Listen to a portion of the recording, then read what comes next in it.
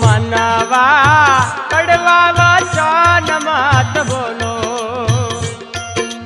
मनवा कड़वा वचन मत बोलो।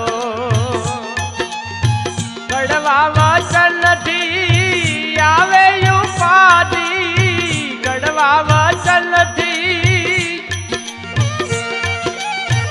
आवे उपाधि। दिल सागर मां तोलो, मनवा कड़वा वचन मत बोलो, मनवा कड़वा वचन मत बोलो।